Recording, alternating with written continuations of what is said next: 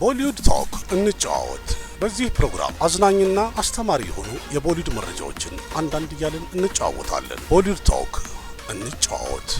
የሰልማን ካን ቀጣይ ፊልሙ ወይም በጣም የሚጠበቀው ኢድ 2027 ላይ ለይታ ይበቃል የተባለው SV63 የተባለው በአሁኑ ሰዓት ላይ ማለት ነው።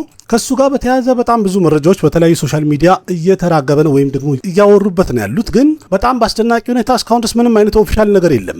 ቀደም ብሎ እንግዲህ እንደሚታወቀው የተለያዩ ፖስተሮች ሲወጡ ነበረ ወይም ደግሞ የተለያየ ሉኮቹ ሰልማን ካን በፊልሙ ላይ እንደዚህ አይነት ገጸ ባህሪ ነው የሚኖረው እየተባለ ሲወጣ ነበር። ግን አሁን በቅርቡ ፓፓራዚዎች ባናደዱት ሰዓት ላይ ሆስፒታል ሲገባ የታየው መልክ ሲታይ ያ ሁሉ እንግዲህ በኤአይ ጀነሬት የተደረገና ምንም አይነት ከፊልሙ ጋር የሚያያዝ መልክ እንዳልሆነ በደንብ አረጋግጦልናል። ምክንያቱም ሪያሊቲው ሌላ ነው። በጣም ብዙዎቹ በሶሻል ሚዲያ ደግሞ የሚያዘዋውሩት የነበረው መልክ በጣም የተለየ ሆኖ አግኝተነዋል እና አሁን ላይም ያለፉት ጥቂት ቀናት 5-6 ቀናት ምን እያሉ ነበረ? ታይትል አናውንስመንቱ በቅርቡ ለእይታ ይበቃል ወይም ደግሞ ሪቪል ይደረጋል፣ ርዕሱን ይነግሩናል፣ አናውንስመንቱን እንጠብቃለን 5 ቀን 6 ቀን እያሉ ሲያስቆጥሩን ነበር እና ኦልሬዲ 6 ቀን አለፈው። ዛሬ ላይ ያው 25 ነው ፈረንጆቹ፣ ሜይ 25 ነው። ግን ከ19 ጀምሮ 5 ቀን ቀረው 6 ቀን ቀረው ሲሉ ነበረ። እስካሁን ድረስ ምንም የለም እና በጣም ብዙ አይነት መረጃ ነው እያራገቡ ያሉት ወይም ደግሞ እየበተኑ ያሉት። በአሁኑ ሰዓት ላይ እንደተነገረው ከሆነ በፊልሙ ላይ ቢጂኤሙን እንግዲህ አኒሩድ እንደሚሰራለት አናውንስ ተደርጓል። እንዲሁም ደግሞ ከአኒሩድ ጋር ከዚህ በፊት ስኬታማ የሆነ ሙዚቃን ያቀረበ አንድ ሙዚቀኛም በፊልሙ ላይ እንደሚዘፍን እየተነገረ ነው ያለው እና የፊልሙ ኮንሰፕቱ ወይም ደግሞ ታሪኩ ምን ይመስላል የሚለውን እንኳን እርግጠኛ ባልሆንም ግን በአጠቃላይ ከዳይሬክተር ጀምሮ እየተሄደበት ያለው ስታር ካስቶቹ እንዲሁም ደግሞ ክሩ በአጠቃላይ ሲታይ ለስራው እየመረጣቸው ያለው እየሰበሰባቸው ያሉ ተዋናዮችና ባለሙያዎች ሁሉም ሲታዩ ፊልሙ ስኬታማ ሊሆን ይችላል የሚለው ቻንሱን በጣም ሰፋ እያደረገው ነው ያለው። እንዲሁም ቆንጆ ነገር እናያለን የሚለው ነገር በጣም እንድንጠብቅ እያደረገን ያለው። ግን በአጠቃላዩ አዲስ ነገር ይወጣል የተባለው ነገር ወይም ታይትል ሪቪው ይደረጋል የሚባለው ነገር ያው የሰልማን ካን ፊልም ነውና ዝም ብሎ በማንኛውም ቀን ላይ አናውንስመንቱን ይናገራሉ ወይም ይፋ ያደርጋሉ ብዬ አላስብም። ምክንያቱም ስፔሻል ኦኬዥን ይፈልጋሉ። ልክ ለፊልሙ ኢድን እንደመረጡት ታይትል አናውንስመንቱንም ምናልባት ኢድ ላይ ያደርጉታል ተብሎ ይጠበቃል። ማለትም አረፋ ላይ ማለት ነው። ኢድ አልአድሃ አረፋ በሚከበር ሰዓት ላይ ታይትል አናውንስመንቱን ምናልባት የዛን ቀን ሊደረግ ይችላል ተብሎ ካሁኑ ግምት እየተሰጠው ነው ያለው። ከሆነም እንግዲህ በጣም አሪፍ ነው። ኦልሬዲ ደርሷል። ስለቀረበ 2-3 ቀን ነው የቀረው። በዛ ቀን ካረጉትም በጣም አሪፍ ነው። ካልሆነ ደግሞ አናውንስ እስከሚያደርጉ መጠበቅ ነው አማራጫችን። ሌላ ምንም ማድረግ የምንችለው ነገር የለም። ግን እየወጣ ያሉ መረጃዎች እጅግ በጣም ከፍተኛ ናቸው። የትኛው ትክክለኛ ነው የሚለውን እንግዲህ ለማመን ተቸግረናል። ግን በአንድ በኩል ሲታይ ደግሞ ኢንስታግራም ላይ ሰልማንን ባን እንዳደረጉት የሚያሳይ አንዳንድ መረጃዎች ወጥተው ነበረ። ምክንያቱም ፎሎወሮቹን እና እሱ ፎሎ ያደረጋቸው ሰዎች እንዳለ 0-0 አድርጎት ነበረ። ግን ይህ ነገር ምንነቱ በታየ ሰዓት ላይ የተነገረው ምንድነው? ኦፊሻል ታግ በተሰጠው ሰዓት ላይ የተፈጠረ ስህተት ነውና ይስተካከላል ተብሏል። አንዳንድ መረጃዎች እንዳየሁት ከሆነ ማለት ነው።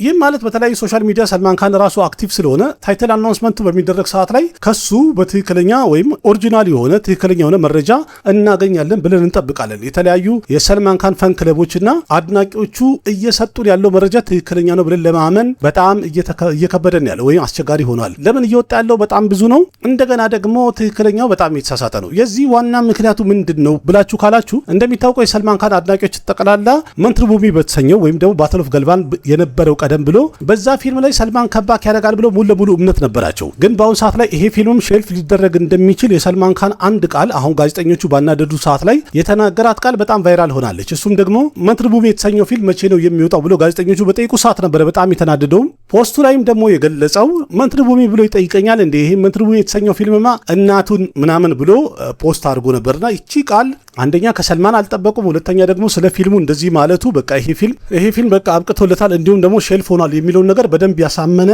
አስተያየት ሊሆን ችሏል። ወይም ደግሞ የጻፈው የሰጠው ፖስት ይህን ነገር አሳምኖናል የሚሉ የተለያዩ መረጃዎች አሉ። ስለዚህ በእርግጥም እዚህኛው ፊልም ላይ ችግር ስለተፈጠረበት ነው ሰልማን ካን ወዲያው በላይ ራጅና ዲክ የሚያደርጉት ፊልምና እንዲሁም ቫምሲ ፔድመንሊ ደግሞ ዳይሬክት የሚያደርገውን ፊልም ወዲያው ፈረመና በዙን እንዳለ ወይም የወሬውን አቅጣጫ በአንድ ጊዜ ማዞር ችሏል። ይሄ በጣም ትልቅ ስትራቴጂ ነው። ለምን በአሁኑ ሰዓት ላይ በጣም እንዲወራ ያደረገው ሰልማን ካን እነዚህ ሁለቱም ፊልሞች በላይ በመፈረሙ የተነሳ ነው። ስለዚህ ምን ልላችሁ ነው? አሪፍ ስትራቴጂ ነው። ግን ምንም አይነት ኦፊሻል የወጣ አናውንስመንት የለም። ቀደም ብሎም ርዕሱ ዘ ሜሴንጀር ይሆናል ብለው ያወሩትም እነዚሁ ሰዎች ነበሩ። ከዛ በኋላ ደግሞ ኦፊሻሊ ርዕሱ ገና አልተገለጸም። በቅርቡ አናውንስ እናደርጋለን ባሉ ሰዓት ደግሞ ቀኑ ደረሰ አናውንስ ሊደረግ ነው እያሉ የተለያዩ መረጃዎችን በደንብ አድርገው እየሸቀሉ ነው እያባዙት ነው ያሉት። ትክክለኛ ኦፊሻሉ በወጣ ሰዓት ላይ ወይም ትኩስ መረጃ ባለ ሰዓት ላይ የሚያልፈኝ ነገር የለም። እኔ ስታንድ ባይ ሆኜ ስለምከታተል አንደኛ ቦሊውድ ወቅታዊ ላይ ያሉትን መረጃዎች እየመጣሁኝ አቀብላችኋለሁ። ሁለተኛ ደግሞ እንደዚህ እንጨዋወት ላይ ብቅ እያልኩኝ ያሉትን መረጃዎች አቀብላችኋለሁ። ማለት ብዙዎቻችሁ ስለ ሰልማን ካን ብዙ መረጃ ይወጣ ነው ያላችሁ፣ በጣም ብዙ መረጃ ነው ይወጣ ያለው ከፊልሙ ጋር በተያያዘ ስለሚተውኑ ሰዎች፣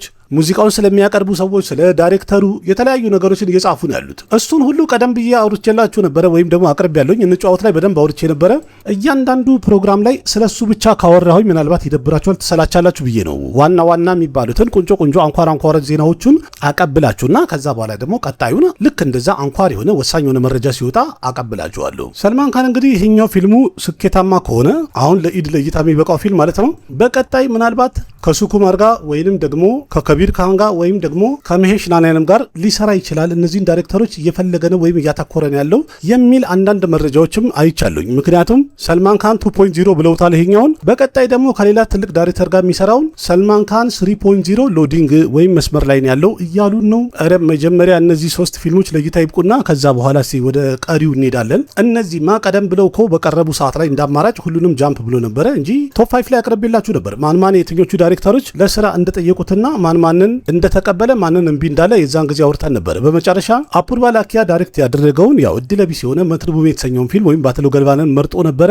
እንደ ሁለተኛ ግን ባካፕ ፕላን ቫምሲ ፔትፐሊን ይዞት ነበረ። ወዲያው በፍጥነትም ከሱ ጋር ያለውን ፕሮጀክት ማንቀሳቀስ በመቻሉ በጣም አሪፍ ነው። ራጅና ዲኬም ደግሞ የሚሰሩትን ፊልም መፈረሙ በጣም አሪፍ ውሳኔ ነው። እነዚህ 3 ፊልሞች መጨረሻቸውን እኔ መትርቡም እንኳን ሼልፍ የተደረገ ይመስላል። የነዚህ ደግሞ መጨረሻ እናይና ከዛ በመቀጠል ደግሞ የሚሆነውን እናያለን። ስለ ሰልማን ካን እንግዲህ በአጠቃላይ ልላችሁ የምችለው ኦፊሻል የተነገረ ምንም አይነት ነገር የለም።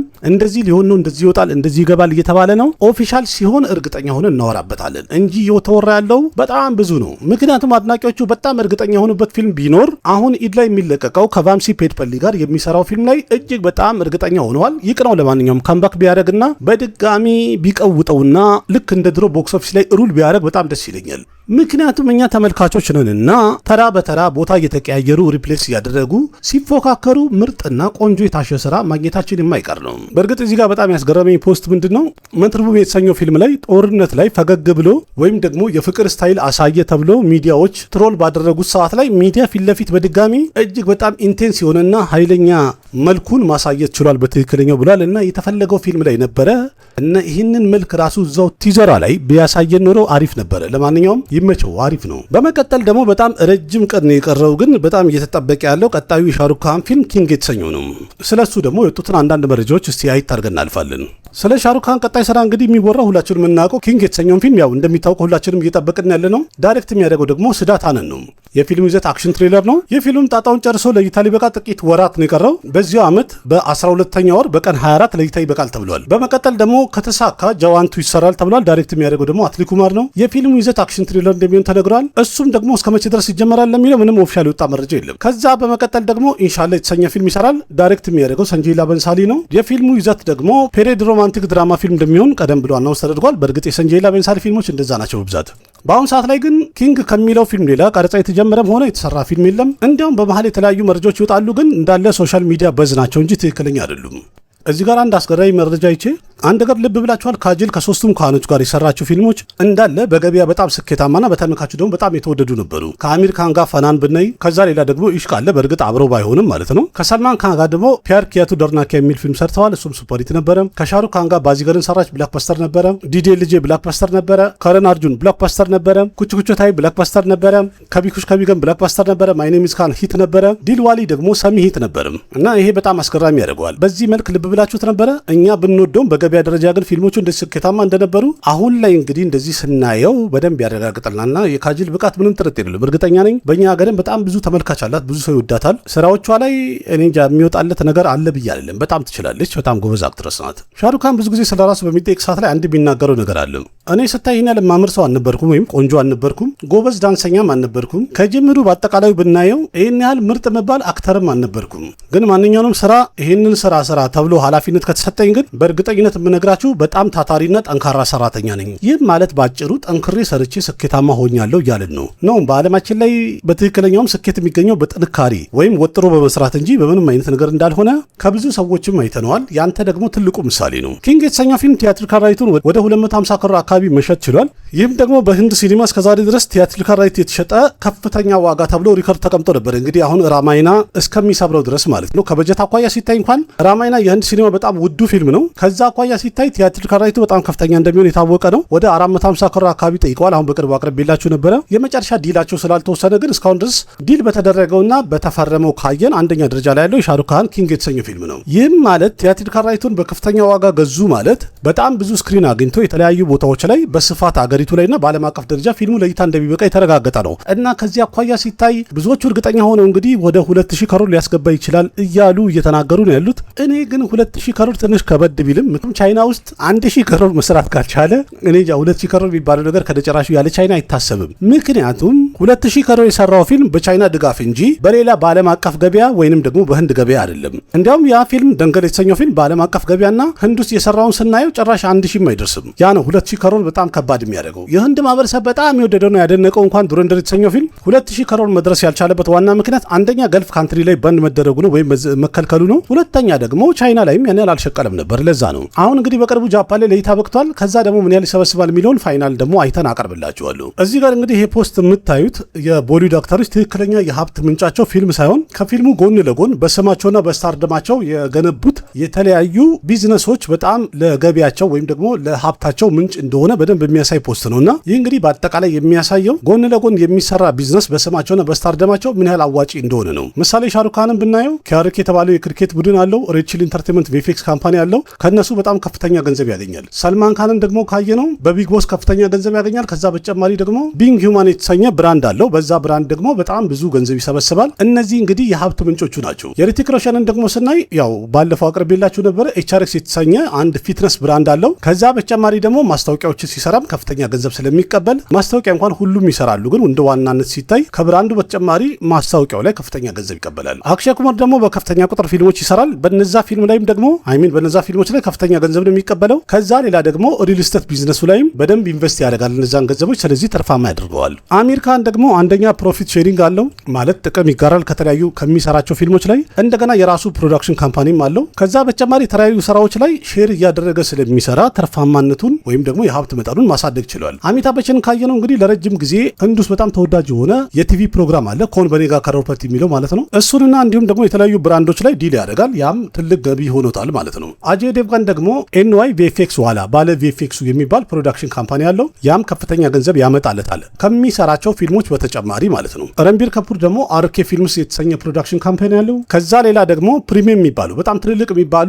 ኢንዶርስመንቶችን ማስታወቂያዎችን ይሰራል። ሰይፍ አሊ ካን ያው ፖቶቲ ፓላስ የሚባል የቤተሰቦቹ በጣም ትልቅ ምን እንደሚባለው እንደ ቤተ መንግስት በሉት በጣም ብዙ ፊልሞች ላይ ሴት ላይ አይታችሁት ይሆናል። ምሳሌ አኒማል ላይ በጣም ታይቶ ነበረ። ከዛ ሌላም ግን በጣም ብዙ ፊልሞች ተሰርቶበታል። በዛም ደግሞ ከፍተኛ ክራይ ስለሚያከራይ ወይም ገንዘብ ስለሚቀበል አንደኛ በዛ ሀብት ያገኛል። ከዛ ሌላ ደግሞ ያንኑ ገንዘብ እንዲሁም በፊልም ያገኘውን ገንዘብ የተለያዩ ቢዝነሶች ላይ ኢንቨስት ስለሚያደርግ ትርፋማ ነው። ረንቪር ሲንግ ደግሞ በጣም ትልልቅ የተባሉ ህንድ ውስጥ ያሉ ብራንዶችን ማስታወቂያ በመስራት ከፍተኛ ገንዘብ ያገኛል ከፊልም ስራው በተጨማሪ ማለት ነው። እና በአጠቃላይ እንግዲህ 10 ሀብታም የሚባሉ የህንድ አክተሮች የሀብት ምንጫቸው ፊልም ብቻ እንዳልሆነ ነው። የፊልሙ አስተዋጽኦ እንዳለ ሆኖ በፊልም ባገኙት ስም ግን ጎን ለጎን በፈጠሩት ሳይድ ቢዝነስ በጣም ተርፋማ መሆን ችለው ከህንድ አክተሮች ተርታ እንግዲህ 10 እነዚህ ናቸው ማለት ነው በተርታ ሲቀመጡ። ይሄ በጣም ወደው አባባል ነውና እስቲ እኔን የምትወዱኝ ከሆነ እጃችሁን ከፍ አድርጉ፣ ካልወደዳችሁኝ ደግሞ ደረጃችሁን ከፍ አድርጉ የሚል አባባል አለውና ለማንኛውም እስቲ እኔን የምትወዱ ከሆነ እናንተም ላይክ እያደረጋችሁ ይሄን ፕሮግራም ባለፈው በድጋሚ አቅርቤላችሁ ነበር። በፊት ብዙ ሰው ስላላየው በድጋሚ አምጥቼው ነበረ።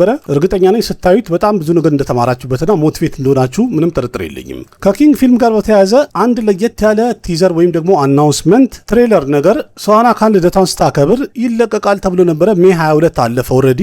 ቀደም ብሎ እንግዲህ ሶሻል ሚዲያ ላይ ይለቀቃል እየተባለ የነበረው እንግዲህ ያው የውሸት እንደሆነ አረጋግጦልናል። ሶሻል ሚዲያ በዝ ነበር እንጂ ፊልም ሜከሮቹ የተናገሩት አይደለም። ከኪንግ ፊልም ጋር በተያያዘ አንድ ልጅ ህንድ ውስጥ በኤአይ የሆነ የሻሩክ ካን የተለያዩ ፊልሞች ላይ ያሉ ሲኖችን ቆራርጦ ራሱ ሻሩክ ካን እየተወነበት አስመስሎ የኪንግ ትሬለር ብሎ ወይም ደግሞ ከፊልሙ ላይ የተወሰደ ሲን ብሎ ሰርቶ በጣም መነጋገሪያ ሆኖ ነበር። አላየሁትም እስካሁን ግን በጣም ተወርቶ ነበር እና የተለያዩ ሶሻል ሚዲያዎች ላይ በለቀቀው ሰዓት ላይ ከፍተኛ ተመልካች አግኝቶ ሬችል ኢንተርቴንመንት አሳዶ ፈልጎ እንዳለ አዘግቶበታል ተብሏል። ቪዲዮን ባገኘውና ባየው ደስ ይለኝ ነበረ። ግን ደግሞ ኤአይ ምንም ቢሆን ያስታውቃል። ግን ተመልካቹ ትክክለኛ ነው ብሎ በጣም ብዙ ሰው አይቶት ነበር ወይም ተመልካች አግኝቶ ነበረ እና ዛሬ ላይ ኤአይ እንግዲህ የደረሰበትን ደረጃ እያያችሁ ነው ያላችሁት። አንዱ ጭራሽ ምን አለኝ ባለፈው የአሽዋሪ የህይወት ታሪክ የሰራሁት ላይ ምናልባት እንግዳ ነው መሰለኝ አላወቀም። እሷ እኮ ከፊልሙ ዓለም ወጥታ አሽዋሪን ማለት ነው የፖርኖ ፊልም እየሰራች አይደለ ወይ እና ምን ስለሷ ካብደ ታወራለህ አለኝ እና ስለ ኤአይ ምናምን ነገር ምንም አላወቀም መሰለኝ። ኤአይ በአሁኑ ሰዓት ላይ ዓለምን ኡኡይ እያስባለ እኮ ነው። እንዲያውም እዛ ላይ ያልኩት ያንተን ፎቶ ላክልኝና እኔ አንድ ፖርኖግራፊ ላይ አስገብቼ ያንተን መልክ ላሳየ ብዬው ነበረ። ምክንያቱም በጣም ቀላል አፕሊኬሽኖች አሉ ያለ ክፍያ አጭር ሰከንድ የሚሰሩ ማለት መልካችሁን ፎቶአችሁን ሰጥቷላችሁ ከዛ በኋላ የእናንተን ሞሽን እንቅስቃሴ እንዲሁም መልካችሁን እንዳለ ወስዶ የምትፈልጉት መልክ ላይ አድርጎ በትክክል መስራት ይችላል። ከዛም በላይ እየሰራ ነው ያለው። ኢቭን ባለፈውም ሰምታችሁናል ሲወራ ነበረ በኤአይ ሙሉ ፊልም ሙሉ ለመስራት ረጅም ርቀት እንደሄዱና እንደተዘጋጁበት ተናግረው ነበረ። የፈለገ ቢሆን የሰው ጣልቃ ገብነት የሌለው ነገር ማንም ሰውን አይመስጥምና ያ ነገር ስኬታማ እንደማይሆን የታወቀ ነው። ኢቭን አሁን ዩቲዩብ ላይ እንኳን በኤአይ ብቻ የሚሰሩ ነገሮችን እንዳለ እየፈለገ እየለቀም እያጠፋ ነው ያለው። ዲሴምበር ወር እንግዲህ በጣም እየተጨናነቀ ነው ያለው። መጀመሪያ ዲሴምበር 4 ላይ የአጄ ዴቭጋን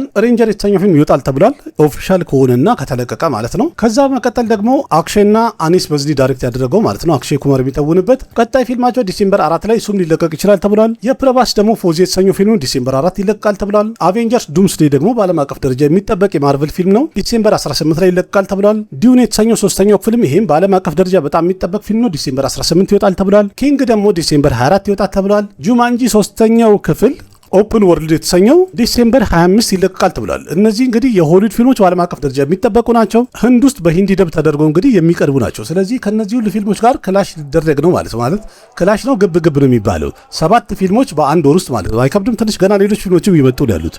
ሌላኛው በጣም ትልቁ ዜና በአሁኑ ሰዓት ላይ በተለያዩ ሶሻል ሚዲያ እንግዲህ እየተዘዋወረ እየተራገበ ያለው ቀደም ብሎ እንደምታውቁት ቦሊውድ ወቅታዊ ላይ አቅርቤላችሁ ነበረ። ሆምባሌ ፊልምስ ሻሩክ ካንን ለትልቅ ፊልም እንዳስፈረመው ተነጋግረን ነበር ወይም አቅርቤላችሁ ነበረ።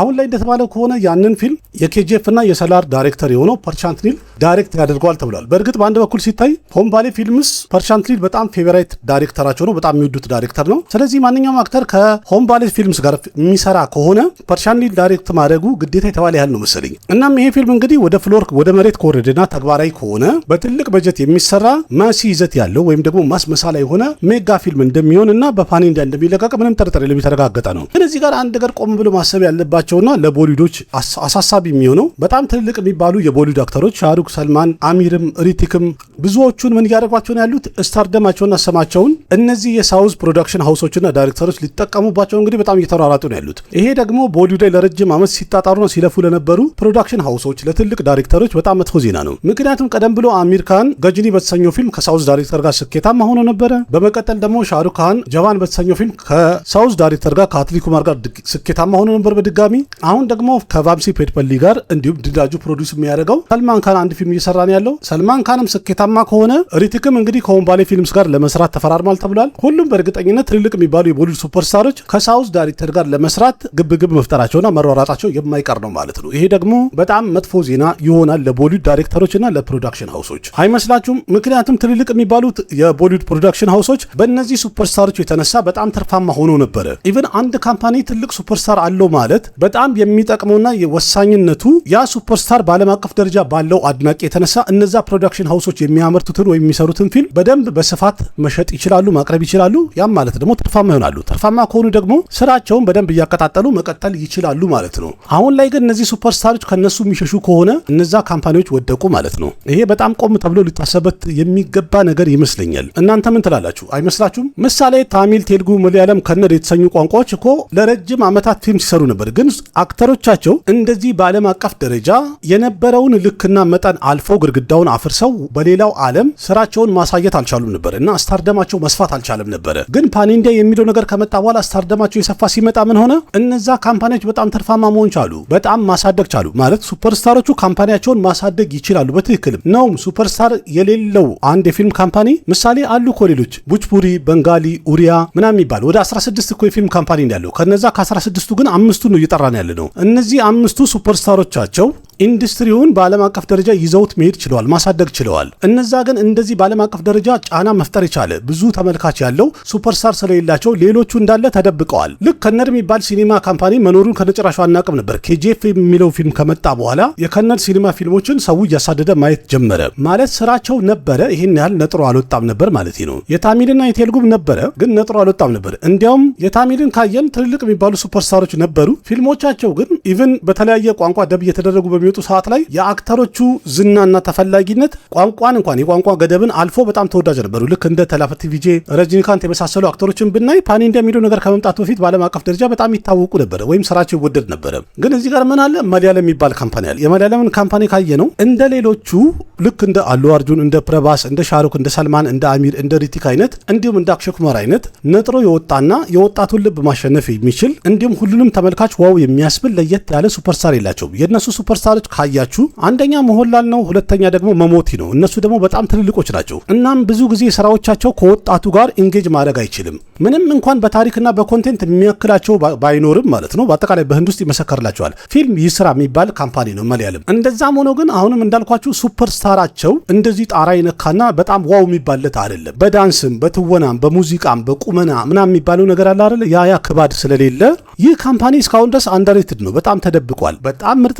ፊልሞችን መስራት ይችላል፣ ግን አንደርሬትድ ነው። በጣም የወረዱና የተደበቁ ፊልሞች ናቸው። ከዛ ውጪ ዋና ምክንያት የሚባለው አንደኛ ትልቅ በጀት መመደብ ይፈራል ካምፓኒው እና እሱን ነገር እንኳን በሂደት አቀርብላችኋለሁ። ምን ልላችሁ ነው? ዋናው ነገር እንግዲህ ሱፐርስታሮቹ እንዳለ ፊታቸውን ወደ ሳውዝ የሚያዞሩ ከሆነ ለቦሊውድ በጣም ትልቅ አደጋ ነው ለማለት ነው። ምን ትላላችሁ እናንተ? ትክክል አይመስላችሁ? ይህም እንግዲህ አንድ የሶሻል ሚዲያ በዝ ነው። ከ21 ዓመት በኋላ ሜጀር ራምፐርሳት ሻርማ በድጋሚ ተመልሶ ሊመጣ ነው እያለን ያለው ማለትም ሜሁና ሁለተኛው ክፍል ኪንግ የተሰኘው ፊልም ለእይታ ከበቃ በኋላ ወይም ቀረጻውን ከጨረሰ በኋላ ወዲያው በፍጥነት ወደ ቀረጻ ይገባሉ ወይም ይጀምራል እያሉን ነው። ታሪኩም ደግሞ የሚጀምረው የመጀመሪያው ክፍል ላይ ካበቃበት ወይም ከቆመበት ነው እንደሚሆንም እየተነገረ ነው ያለው። በእርግጥ ቀደም ብሎ እንደተነገረ ከሆነ በዚህ ፊልም ላይ ሁለት እንደሚሆን ወይም ደግሞ ደብል ፌስ እንደሚሆን ተነግሯል። እስቲ ታሪኩን በምን አይነት መልኩ ያቀርቡታል የሚለውን ወደፊት እናየዋለን። እስካሁን ድረስ እንኳን ምንም አይነት ኦፊሻል የወጣ መረጃ ስለሌለ ፋራካን እንደሚሰራ እንኳን ሂንት ሰጥታለች። ታሪኩንም አዘጋጅቻለሁ ብላለች። ወደፊት ደግሞ ልክ ወደ ቀረጻ ሲገቡና አናውንስመንቱን ስንሰማ እርግጠኛ ሆነን እናወራለን። አንድ ነገር ቦሊውድ ላይ ልብ ብላችሁ ከሆነ ይሄ ፓርት ያላቸው ፊልሞች ወይም እንትን ክፍል 2 እንትን ክፍል 3 የሚባል ነገር በጣም እየበዛ ነው ያለው። ኢቭን ድሮ በጣም የቆዩ ፊልሞችን ከ20-25 ዓመት በኋላ እንደገና እየቀሰቀሱ እያመጡ ነው ያሉት እና ሁሉም አክተር እንደዚህ ሲኩዌል የሆኑ ፊልሞችን በመስራት ቢዚ በሆነበት ሰዓት ላይ ሻሩክ ካን ግን በላይ ፍሬሽ የሆኑ ፕሮጀክቶችን ይዞ እየመጣ ነው ያለው እያልን ነው። ይሄ ትክክለኛ ነገር ነው ማለት ያመነበትንና ጊዜው የሚፈልገውን ነገር ለመስራት ማንኛውም አክተር ለመወሰን ጊዜ መፍጀት ወይም ደግሞ ማመንታት የለበትም። ቶሎ ፈጠን ብሎ ከወሰነና ወደ ስራ ከገባ ሁልጊዜ ተርፋማ ይሆናል። ሻሩክም እያደረገ ያለው እንደዛ ነው። ይህንን ስታይል ሌሎች አክተሮችን ቢከተሉ አሪፍ ነው። ብዙዎቹ እንደውም ቀጣይነት ያላቸው ፊልሞች ይዞ ሲመጡ 2-3 ብለው ይዞ ሲመጡ የተወሰኑት እንጂ በጣም ብዙዎቹ ፍሎፕ እየሆኑ ነው ያሉት፣ እየከሰሩ ነው ያሉት እና ይሄ ነገር ተመልካቹ ራሱ ፌዳፕ ያደርገ ይመስለኛል። አስቡት እንግዲህ አሁን ኮይላ ክፍለት ኩችኩስታዩ ክፍለት ካልሆናው ክፍለት ምናምን የተባለ ቢመጣ አይደብርም? እኔ እንጃ ገና ሲታሰብ ያስቃል። በአጠቃላይ እንግዲህ ኪንግን ለማየት ወደ 220 ቀን እንደቀረን ቀደም ብሎ ነበር አናውንስ ያደረጉት። ይሄ ኦፊሻል የሬድ ቺል ኢንተርቴይንመንት ላይ የተፖስተ ነበረ። ይህንን ፖስት ካደረጉ እርግጠኛ ነኝ አንድ 10 ቀን አልፏል። ስለዚህ ወደ 200 ምናምን ቀን ይቀረናል ማለት ነው። ትክክል ነው። እንግዲህ ይህንን ቪዲዮ በምታዩ ሰዓት ላይ ከዲሴምበር 24 እስካሁን ድረስ ወይም እስከዚህ ቀን ድረስ 200 ቀን ያህል ይቀረናል። ይህ መረጃ የሚያሳየው ደግሞ ኪንግ የተሰኘው ፊልም ላይ አኒል ካፑር ራሱ አንድ ጋንግስተር ሆኖ የሚጫወት ሲሆን ያም ደግሞ እንዳለ ሾውን ወይም ትኩረቱን እንዳለ ወደ ራሱ የሚስብ አይነት ካራክተር ይሆናል ተብሎ ይገመታል ነው። ምክንያቱም በዚህ ፊልም ላይ አኒል ካፑር እየተዘጋጀ ያለው ወይም ደግሞ የሚሰራው ኪንግ የተባለው ይህ ኃይለኛ ማፊያን እዚህ ደረጃ ያደረሰው ሜንቶሩ ሆኖ በፊልሙ ላይ ይጫወታል ወይም እንደዚህ አይነት ካራክተር ይሰራል እያሉ ነው። አኒል ካፑር በእርግጥ በትወና ምንም ነገር አይወጣለትም። በተለይ በአሁኑ ሰዓት ላይ እሳት የሆነ ትወናዎቹን እያሳየን ያለው እንግዲህ ድራገን ላይ ባያችሁት መቼስ የእድሜ ነገር ግን ከነጭራሹ አይታሰብም። ስለሱ ደግሞ ቀጥለን እንጫወታለን። ኪንግ የተሰኘ ፊልም ላይ ሻሩክ ካን ካራክተር የሚኖረው ህግ አክባሪ ሆኖ ሳይሆን እንዲያውም ያሉትን ህጎች ራሱ የሚጽፍና የራሱን ህግጋት የሚደነግግ አይነት ካራክተር እንዲሁም በጣም ጨካኝ ሆነ ማፊያ ወይም ጋንግስተር ሆኖ ይጫወታል ተብሏል። እነዚህ መረጃዎች ለፊልሙ ያለንን ሃይፕ በጣም እያሳደገው ነው ያለው ወይም ጉጉታችን እንዲጨምር እያደረገ ነው ያለው።